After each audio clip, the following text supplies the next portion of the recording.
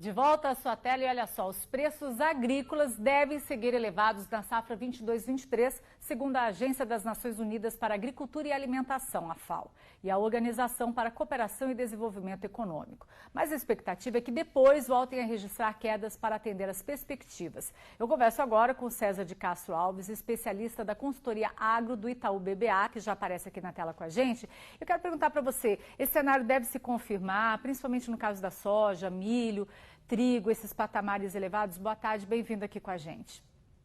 Olá, boa tarde, obrigado pelo convite.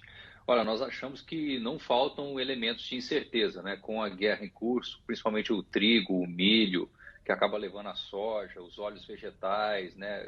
Essa região do Mar Negro é muito importante nessas commodities, então os preços tendem a ficar realmente muito elevados. Mas nós achamos que há riscos para esse cenário de preços muito elevados, porque isso pressiona muito as carnes e vem uma recessão, aparentemente, adiante, né? As taxas de juros estão subindo no mundo todo, no devido momento isso deve acomodar os preços, né? É claro que qualquer problema, como os balanços são muito apertados, né, especialmente de grãos, qualquer problema climático, principalmente aí na safra americana, vai colocar mais pressão. Mas é um nível de preços muito fora do eixo, né? Haja visto o trigo, por exemplo, que já praticamente subiu muito e agora voltou para o nível pré-guerra, tamanha incerteza, né, que está rondando esses mercados. Então, acho que sim, seguem elevados, mas com possibilidade de uma acomodação forte a qualquer momento. Isso vai impactar no custo de produção? Sem dúvida, né? Das carnes já impactou, as carnes até têm subido em dólares, os preços globais estão avançando, porque no devido momento o choque dos grãos, né, do milho, da soja, do farelo chega nas carnes, é o que a gente está acontecendo, e isso pressiona o consumidor imediatamente, né? E que, por sua vez, acaba reduzindo a sua disposição ao consumo. E como eu falei, o cenário econômico global ficando pior, né, caminhando aparentemente para uma recessão nos países desenvolvidos, isso é muito negativo para o consumo, especialmente de produtos mais sensíveis aí à renda, né?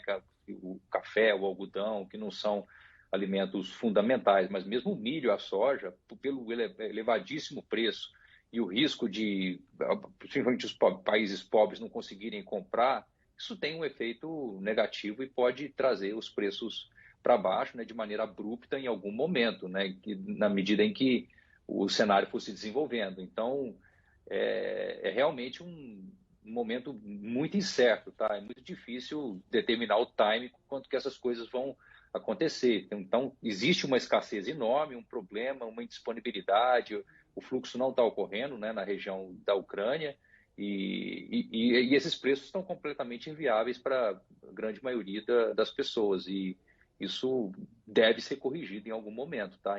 É inimaginável que eles vão ficar nesses patamares por muito tempo, e acho que esse é o alerta que a FAO faz.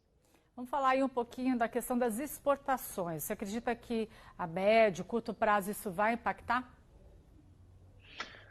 Olha, esse cenário todo, né, que existe até um movimento de países produtores, a Índia é o mais notável deles, que está restringindo as suas exportações de trigo. Muitos países estão se fechando, e isso significa um aperto ainda maior para os países que são importadores líquidos, né?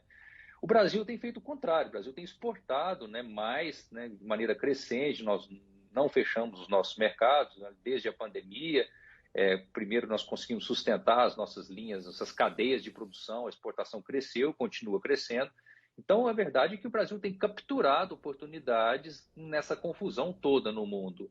Então, nós achamos que sim, né? Como, especialmente agora com a consolidação de uma safrinha positiva, a gente vai ter provavelmente um estoque bem maior de milho, por exemplo, no segundo semestre, que ajuda a fomentar as produções de carnes, de proteínas, e está tudo bastante ativo, né? Nós não estamos deixando o pedido na mesa, né? Os países que querem comprar, isso é muito notável na carne de frango, na carne de boi, na soja, e pode até ser no milho também.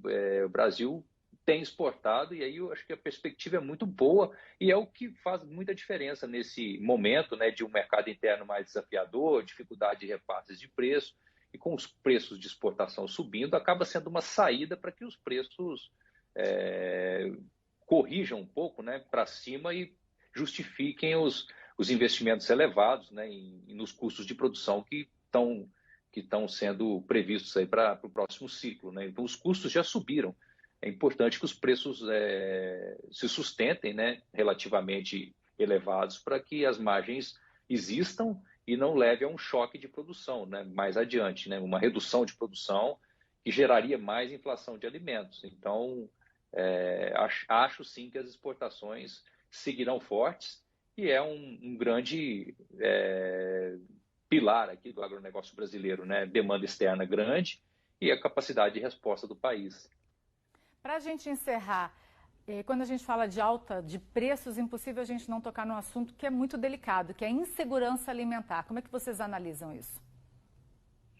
Enorme, né? No mundo todo, a guerra ela trouxe muito mais desafios para os países pobres, né? Principalmente ali o norte da África, né? Alguns países do Oriente Médio, muitos dessas regiões, né? E não só lá, né?